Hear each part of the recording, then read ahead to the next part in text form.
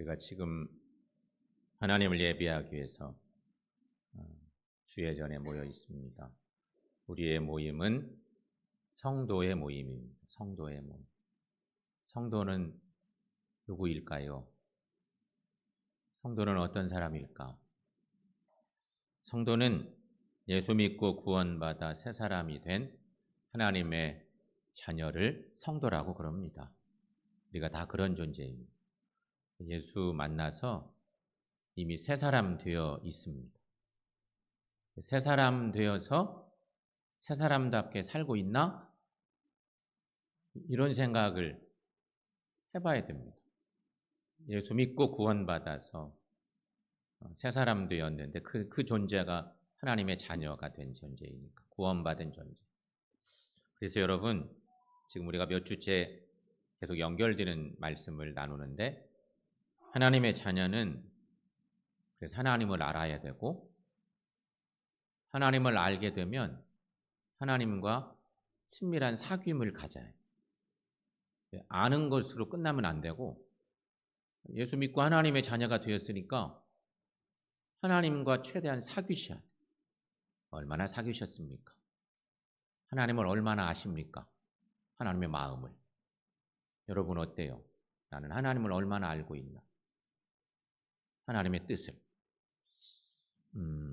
성경에 요한일서 1장 3절 말씀에 요한서신의 앞대목인데 저런 말씀이 있습니다. 이 글을 쓰는 이유가 뭔지, 요한서신을 쓰는 이유가 뭔지를 얘기하는 그 서론에 있는 말씀인데, 1장 3절 말씀 여러분 함께 읽어보겠습니다. 우리가 보고 들은 바를 너희에게도 전함은 우리와 사귐이 있게 하려 함이니 우리의 사귐은 아버지와 그의 아들 예수 그리스도와 더불어 누림이라. 아멘. 성도의 사귐이 있고요. 성도의 사귐에는 하나님 아버지와 예수 그리스도와의 그 귀한 사랑을 함께 나누고 함께 사귀는 일이다. 교회에 와서 신앙생활하면 예배드리고 난 뒤에 네가 어쩌고 내가 어쩌고 우리끼리 그냥 이렇게 그냥 소통하고 지내는 것도 필요하지만 그 안에 하나님 아버지와 예수 그리스도와의 사귐이 더불어 있어야 돼요. 요한서신이 그 얘기를 딱 하고 그 유명한 하나님은 사랑이시다는 주제를 가지고 쫙 설명해 나가는데 그 앞대목에 저 유명한 말씀이 있어요. 자, 우리가 또 한 가지 이제 몇 주째 계속되는 그런 내용인데, 성도는 하나님의 말씀과 기도로 거룩해져야 하는 것입니다. 디모데서에 있는 유명한 말씀입니다. 성도란 하나님의 말씀과 기도로 거룩해지는 것이다. 하나님을 닮아가는 방법은 이 방법이 최고입니다. 다른 방법 써서는 잘못될 가능성이 높다는 거죠. 그래서 성도는 하나님의 말씀에 순종하는 자이다. 오늘 성도는 기도하는 자인데 예수님처럼 기도하는 삶을 사는 것이 성도의 진정한 삶이다 라고 하는 것입니다. 세계적 영성작가인 리차드 포스터는 우리가 잘 아는 이런 얘기를 남겼습니다. 기도는 하나님과의 사귐입니다. 우리가 기도에 대한 정의를 잘 알잖아요. 기도는 하나님과의 호흡이다 뭐 이러면서 여러 가지 잘 알고 있는데, 기도란 하나님과의 사귐이다. 그 유명한 말을 남겼어요. 그러니까 기도로 하나님과 사귐이 쌓이면 쌓일수록 하나님과 친밀감이 커져간다는 것입니다. 말씀과 기도는 하나님을 닮아가는 거룩의 영성의 최고의 어떤 지름길이라는 거죠. 그걸 사용해야 돼. 말씀에 순종하고 기도 생활하고 그래야 된다는 거죠. 여러분은 어떤 습관을 가지고 있습니까? 습관이라고 하는 말은 긍정적인 표현도 있고 부정적인 표현도 있습니다. 습관이 잘 돼서 얼마나 좋은지 몰라 이렇게 말할 수도 있고요. 습관이 잘못돼서 항상 여러 가지로 좀 염려스러워. 예배하는 이 시간에도 마찬가지고요. 우리가 뭔가 예배 후에 하는 모든 일들이 마찬가지. 좋은 습관이 들면 항상 하나님을 기쁘시게 할 수 있어. 습관이 잘못되면 예배 시간에도 그렇고 여러 가지 예배 끝난 뒤에도 잘못된 습관 때문에 많은 문제를 일으킬 수 있어. 습관이란 말이 여러분, 이게 사전적 정의를 좀 살펴보면 저렇게 돼 있어요. 습관, 익힐 습에 익숙할 관, 이런 표현이에요. 그래서 오랫동안 반복되어 몸에 익힌 채로 굳어진 개인적인 행동, 나도 모르게 굳어지기도 하고 그런 거예요. 습관이란 거죠. 근데 이제 저 단어를 놓고 좀 생각해 봅시다. 우리가 이게 살다가 뭔가를 지식을 알게 돼요. 요즘은 지식을 아는 방식이 너무 다양해서 그런데 우리가 이제 어떤 지식을 알게 돼요. 알면 어떻게 해야 될까요? 지식을 알면. 내 것 삼으려면. 그냥 놔두면 금방 까먹어버려요. 내게 새로운 지식이 생겼어요. 그러면 지식을 알게 되는 순간 연습해야 돼. 연습. 습관이라고 하는 거야. 연습. 이것도 익힐 습자예요. 연습을 해야 돼. 연습. 근데 연습을 하다 보면 몸에 습관이 생겨요. 예배하는 것도 마찬가지고요. 찬양하는 것도 마찬가지고, 운동선수들 테니스 치고, 야구하고, 축구하고 이런 것들이 진짜 월드컵 나가고 이래서 그 축구하는 사람들 엄청나게 공 잘 차는 사람이 거기 나가서 공 차잖아요. 이렇게 차서 골 넣어야지 이렇게 하는 게 아니고 오랫동안 어릴 때부터 공 차서 계속 차니까 골문 앞에서 막 수비가 맞고 막 이러는데도 자기 좋은 습관으로 탁 찼더니 골문으로 딱 볼이 들어가는 거야. 그때는 자기 몸에 익혀진 방식대로 그냥 나도 모르게 딱 했는데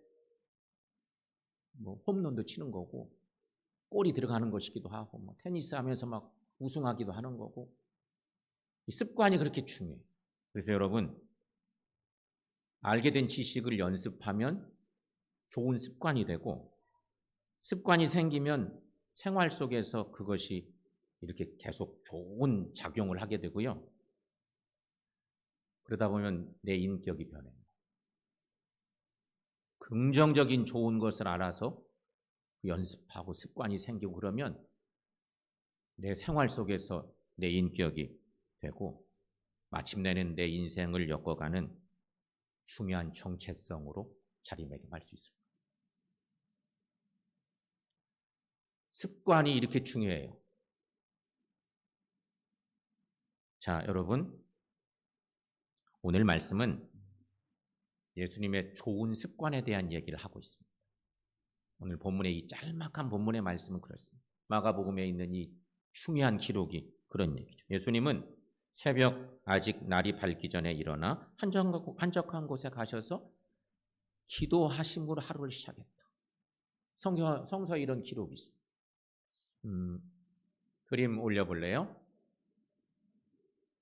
멋진 그림이, 예수님이 한적한 곳에 가셔서 아직 날이 밝기 전에 해가 저쪽에 이렇게 떠오르는 것 같는데 기도하시는 예수님 모습인데, 오늘 본문의 말씀에 저런 말씀이 있어요. 여러분 함께 읽어보겠습니다. 새벽 아직도 밝기 전에 예수께서 일어나 나가 한적한 곳으로 가사 거기서 기도하시더라.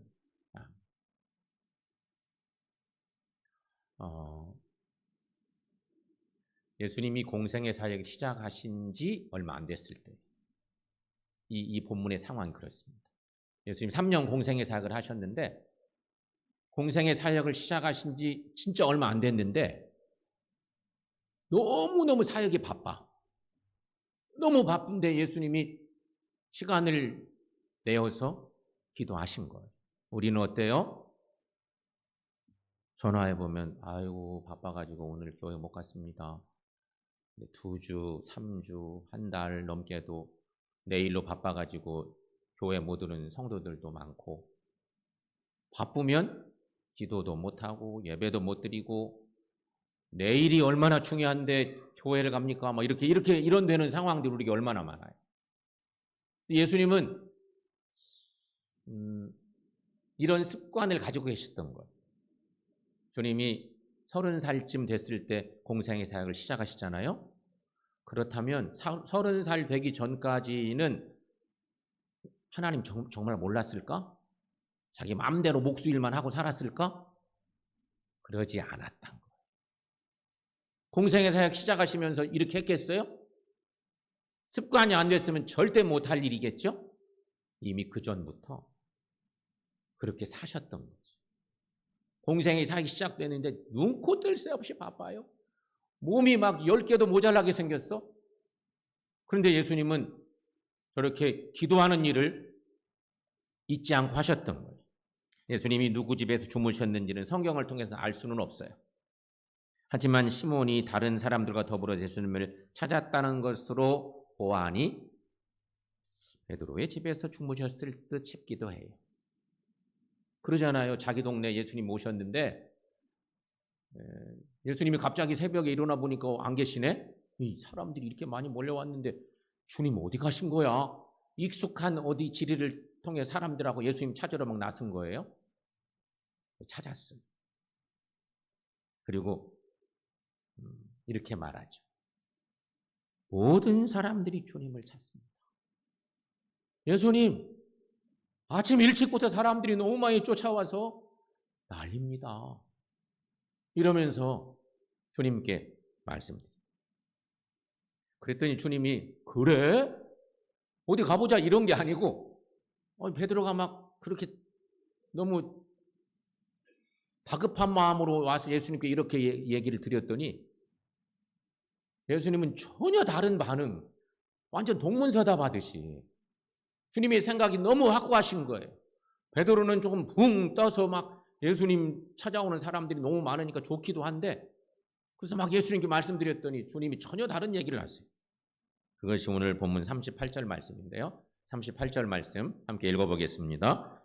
우리가 다른 가까운 마을들로 가자. 거기서도 전도하리니 내가 이를 위하여 왔노라.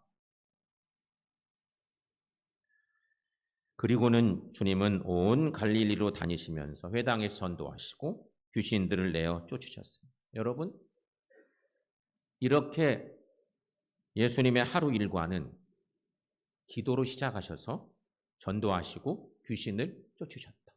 이 공생의 사역의 초입에서 너무 바빠요. 너무 바빠. 주님이 너무너무 힘들어. 우리 같으면 바쁜 일이 생기면 이것저것 일에 막 치이니까 다른 거 다 내려놓고 일만 쫓아가는 일들을 하기가 쉬운데 주님은 그리하시지 않으셨다는 것이죠. 그래서 여러분, 예수님의 일과는 오늘날 성도들의 삶이 될 수 있어야 돼요. 다 못 따라해도 적어도 흉내는 낼 수 있어야 돼. 주님처럼 사는 것이 예수 믿고 구원받아 새 사람 된 하나님의 자녀의 삶이 되는 것입니다. 여러분, 예수님은 기도하시는 일의 모든 선교 사역의 뿌리를 삼고 계시다는 것. 이게 오늘 말씀에서 우리가 읽어야 될 중요한 내용이죠. 자, 복음서에서는 예수님의 삶을 어떻게 증거할까? 주목해서 보시면 복음서는 예수님의 사역을 집중적으로 보도하는 너무 소중한 성경의 말씀 아니에요? 쭉 읽어가니까 몰라서 그러지 예수님은 이때 이런 모습만 보이신 게 아니었어요. 너무너무 바쁜 일이 많으실 때마다, 중요한 일이 있을 때마다 가장 중요하게 생각하시는 거 기도하는 일이셨어요. 찾아보겠습니다. 여러 내용들을. 주님이 세례를 받으실 때가 있었어요. 주님도 세례 받으시고 공생의 사역이 시작되잖아요. 세례 받으실 때 누가복음 3장의 기록에 보면 백성이 다 세례를 받을새 예수도 세례를 받으시고 기도하실 때에 하늘이 열리며, 이런 말씀이 기록되어 있습니다. 그런가 하면 예수님이 이제 공생의 사역을 막 시작하시는데 혼자 이 일을 감당할 수가 없어서 사람들을 제자로 부르잖아요. 12제자를 세우는 일이 얼마나 소중했겠어요. 적어도 주님의 사역에 최고의 조력자들이 있었는 게 12제자예요. 예수님께서 12제자를 택하실 때 성서의 기록이 저런 기록이 있습니다. 자막을 통해서 여러분 함께 읽어보겠습니다. 예수께서 기도하시러 산으로 가사 밤이 새도록 하나님께 기도하시 밝음에 그 제자들을 부르사 그 중에서 12를 택하여 사도라 칭하시고. 적어도 예수님이 제자 12를 세우실 때는 사역이 너무너무 분주하고 힘드셨는데 밤새워 기도하셨다. 사람을 세우는 일이 얼마나 중요해요. 지금도 교회 안에 사람을 세우는 일은 너무 소중한데 예수님이 12제자를 세우실 때 철야기도 하신 거야. 밤이 새도록 기도하셨어요. 또한 변화산에서 기도하실 때도 있는데요. 누가복음 9장 말씀 보면 8일쯤 되어 예수께서 베드로와 요한과 야고보를 데리고 기도하시러 산에 올라갔어요. 그래서 놀라운 변화된 모습들을 제자들에게 보이고 제자들은 거기서 엄청 은혜받고 예수님 안 내려갔으면 좋겠어요. 여기다 집 짓고 삽시다 막 이 정도로 위대한 일들이 일어났던 때 아닙니까?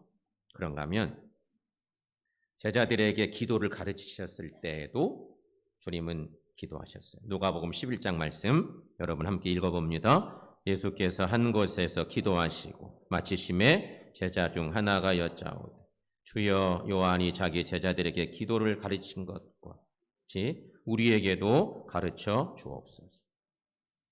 누가복음의 특별한 이런 기록으로 있습니다. 그러니까 주님의 기도를 가르치실 때 그때도 막 기도하시다가 제자들이 우리 어떻게 기도해야 될지 모르겠어요. 요한이 제자들에게 기도 가르쳐 준 것처럼 우리에게도 좀 가르쳐 주세요. 그래서 주님의 기도를 가르쳐 주셨다. 예수님은 이렇게 늘 기도하셨습니다. 이런 기록만 있는 게 아닙니다. 다 담을 수가 없을 정도로 많습니다. 예수님은 나사로의 무덤 앞에서도 하나님께 기도하시고 죽은 나사로를 살리십니다. 예수님은 성만찬 자리에서도 겟세마네 동산 위에서도 십자가 위에서도 그리고 부활하신 후에도 계속 기도하십니다. 성도 여러분, 그러므로 우리는 예수님처럼 기도하는 자들이 되시기를 바랍니다. 그렇다면 여러분, 어떻게 하면 우리도 예수님처럼 기도할 수 있을까? 도대체 예수님은 그 위대한 능력을 가지고 계신 분인데 하나님 아버지에게 사사건건 기도하시고 중요한 일이 있으면 더더욱 기도하시고 그리 사셨는데 아무리 바빠도 아직 날이 새기 전에 새벽 미명에 기도하러 가시고 이런 좋은 습관을 가지고 계셨는데 그래서 주님의 사명을 하나님의 사명을 잘 감당하셨는데 우리는 어떻게 해야 될까? 어떻게 하면 우리도 예수님처럼 기도할 수 있을까? 첫째는요, 내 안에 계신 하나님을 믿으셔야 합니다. 누구든지 예수를 구세주로 영접하면 성령께서 우리 안에 내주해 계십니다. 고린도전서 12장 3절 말씀에 유명한 이런 말씀이 있습니다. 고린도전서 12장 3절 말씀 함께 읽어보겠습니다. 하나님의 영으로 말하는 자는 누구든지 예수를 저주할 자라 하지 아니하고 또 성령으로 아니하고는 누구든지 예수를 주시라 할 수 없느니라. 아멘. 성경을 읽자 그러면 함께 읽으셔. 그래야 은혜가 돼. 하나님 말씀을 귀히 여기셔야 돼. 그러면서 은혜를 받는 거예요. 예수님께서는 성령을 통해 항상 우리와 함께 하십니다. 그런데 성령은 어떤 분인가? 우리가 성령 얼마나 많이 알아요? 근데 알면서도 깊이 모르는 아주 신비한 존재가 또 성령이기도 한데 성령은 보혜사라고 하죠. 보혜사 성령님. 요한복음 14장에 그런 표현의 말씀이 있는데 성령은 보혜사이신데 보혜사라는 뜻이 돕는 자, 상담자, 변호자 이런 뜻이 있어요.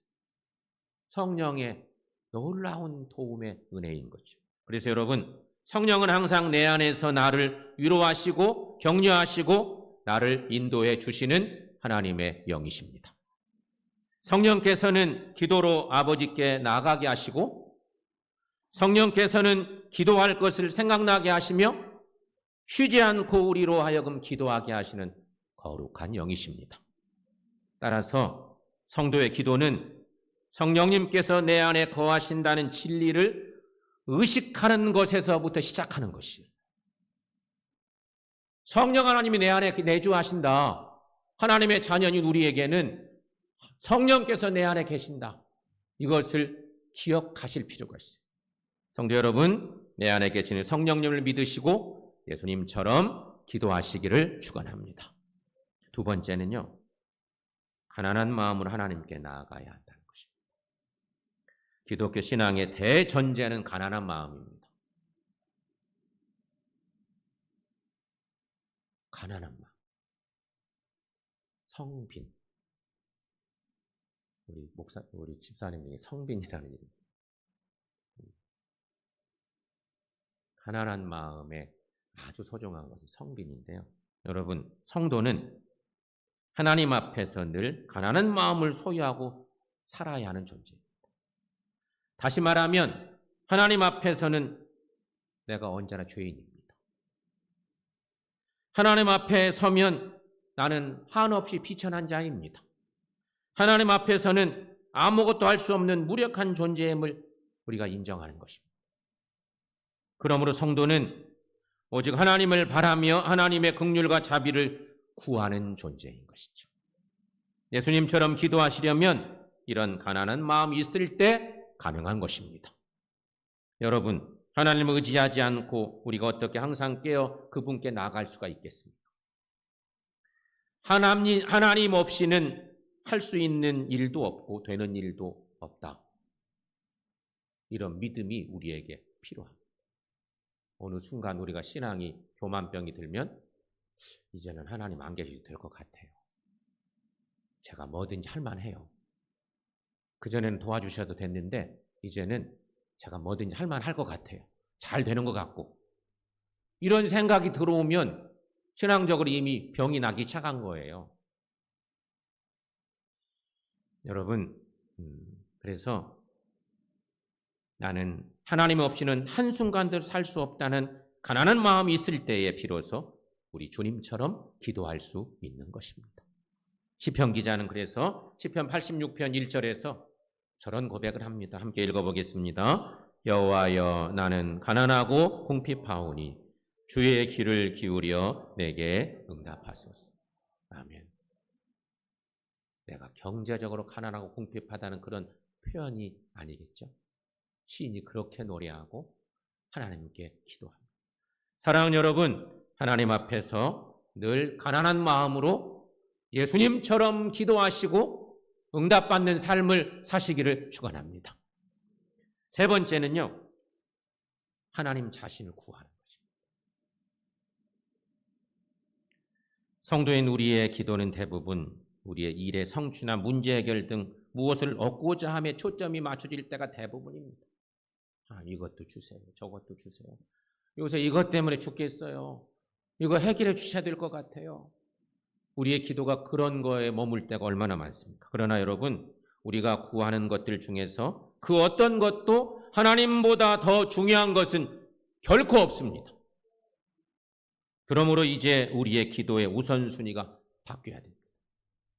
내 소원을 잠시 뒤로 하고 먼저 하나님을 구하시기를 바랍니다. 예수님은 말씀하셨어요. 너희는 먼저 그의 나라와 그의 의를 구하라. 그리하면 이 모든 것을 너에게 더하시리라. 주님이 그리 알려주셨어요. 그렇게 기도 생활 잘하시던 예수님이 우리에게 그런 중요한 가르침을 주셨지 않았어요? 하나님을 향한 신앙 고백, 사랑 고백, 감사 고백부터 하나님께 온전히 드리시는 우리 모두가 되기를 바랍니다.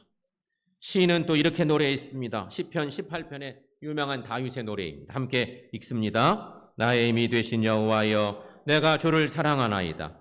여호와는 나의 반석이시요 나의 요새시요 나를 건지시는 이시요 나의 하나님이시요 내가 그 안에 피할 나의 바위시요 나의 방패시요 나의 구원의 뿌리시요 나의 산성이시로. 아멘. 그러므로 예수님처럼 기도하는 자는 무엇을 얻는 것이 아니라 언제나 하나님과 사귐을 누리는 데 있고 하나님의 뜻을 실천하는 삶을 살게 된다는 것입니다. 작년에 우리가 묵상집, 작년부터 우리가 묵상집 가지고 묵상하잖아요. 작년 1년간 묵상한 묵상집이 주님은 나의 최고봉이라고 하는 묵상집이었습니다. 오스왈드 챔버스라고 하는 유명한 사람이 쓴 책인데 이분이 이런 유명한 말을 남겼습니다. 나의 목표는 하나님 자신입니다. 어떤 값을 치르더라도 어떤 길을 가더라도 나의 사랑하는 주님이 나의 목표입니다. 나의 전부입니다. 아까 성가대 찬양 속에도 그런 가사가 있대요. 이런 고백을 드리는 사람이 되려면 얼마나 신앙적으로 성숙해야 될까요? 그렇죠? 정말 이런 고백하기가 얼마나 어렵겠어요. 그런데 여러분, 우리들도 하나님께 기도할 때 늘 하나님이 우선이 되시기를 바랍니다. 예수님이 그런 모습을 보여주셨어요.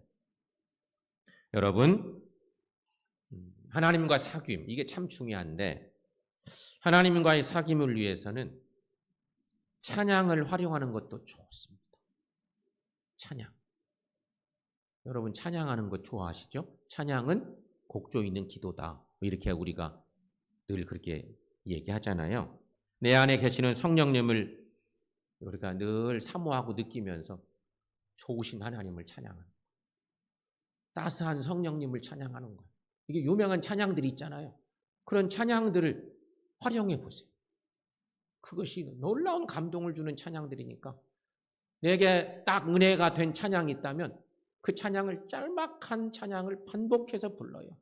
어디 가든지 그 찬양을 부르고 또 고백하고 그려보세요.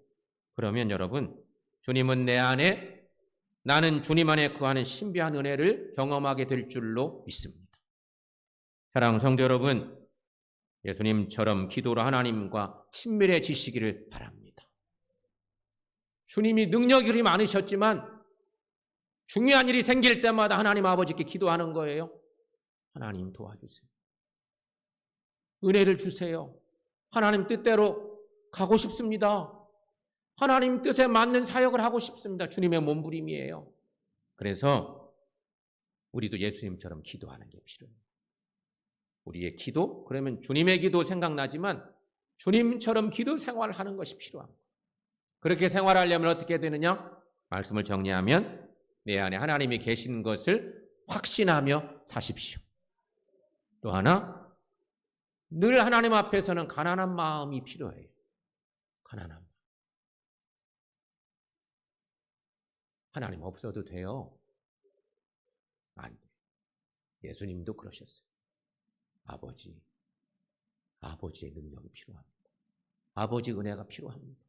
끊임없이 기도하고 간구했던 것. 기도할 때 하나님 자신을 구하며 나가십시오.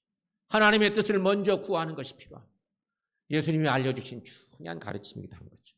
여러분, 이렇게 예수님처럼 기도로 하나님 아버지와 사귀시기를 바랍니다. 그래서 하나님과 더욱더 친밀해지시고 여러분의 신앙에 여러분의 영적인 모습들이 주님으로 더욱더 충만한 넉넉한 은혜의 사람들이 다 되시기를 축원합니다. 기도하겠습니다.